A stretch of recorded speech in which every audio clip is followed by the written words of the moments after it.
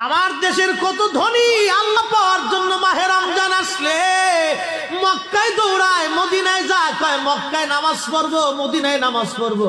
এক রাকাত নামাজে 1,00,000 রাকাতের সওয়াব, এক রাকাত নামাজে 50,000 রাকাতের সওয়াব।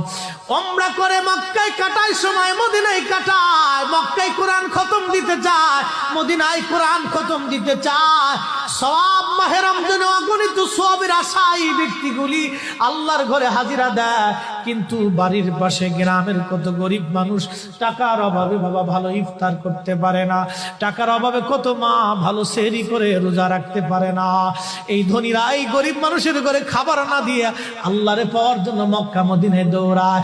আল্লাহ ডাক দেখো, বান্দা একবার মরে দেখ, কায়দা মতো জুতা দিয়ে পিটামো, আমার বান্দারা না খায় ইফতার করবে, আর তুই আল্লাহ পাওয়ার জন্য মক্কায় আইছো, এমন আল্লাহ আমি ধরা দেব না।